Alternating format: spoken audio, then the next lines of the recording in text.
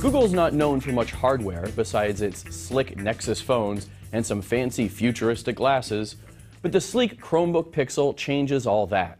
Hi, I'm Seth Rosenblatt for CNET, and in this first look we're taking a quick tour of Google's first laptop made without a manufacturing partner. The result is not unlike Microsoft's Surface, a sharp, sexy device with some unique features and a ridiculously high price point.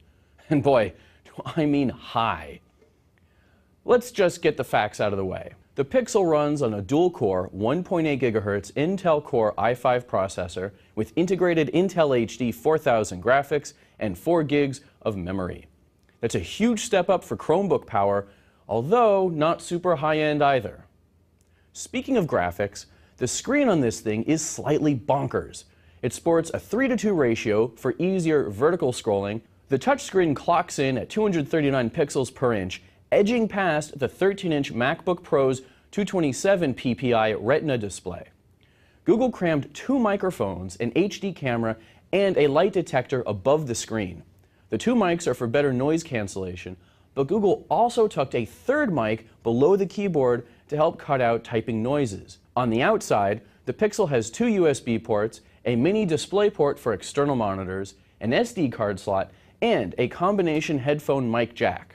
Google promises around 5 hours of battery life, which isn't shabby, but that mini DisplayPort, Bluetooth 3.0, and USB 2.0 mean that the Pixel is actually a version behind the latest standards. That's a problem. Why build a high-end laptop that only meets average ports? However, it's been beautifully engineered and feels solid, even if it is a skitch heavy at 3.3 pounds. There are no visible screws holding the chassis together. The trackpad feels grippy yet smooth, not too greasy, and the hinge has been designed so you can open it with one hand. For better and for worse, the Pixel runs Chrome OS. Google's browser-based operating system gets regular updates every 6 weeks, which means that your Pixel will stay current for quite a while. If you live in the cloud, you simply must consider this if you're looking for a high-end laptop. However, it also means that you can't run high-powered programs like iTunes, Photoshop, or MS Office. Currently, Chrome doesn't do well with a ton of tabs, which is essentially what web apps are, so multitasking can be a bit sluggish at times, even with that 4 gigs of RAM. On the other hand, Google is giving everybody who buys a Pixel 1 terabyte of cloud storage for 3 years, and if you splurge on the Verizon LTE version that's expected in early April, you'll get practically always-on connectivity. And I do mean splurge.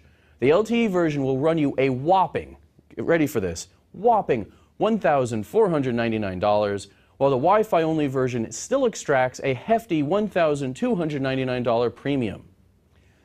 This is a gorgeous device, something that clearly has had a lot of thought put into it. But at those prices, you can get a far more robust Windows 8 touchscreen laptop or a MacBook. Still, it's interesting to see Google take a chance on a product like this and shake things up just a little. I don't think they've nailed it quite yet, but they're getting close. For CNET, I'm Seth Rosenblatt.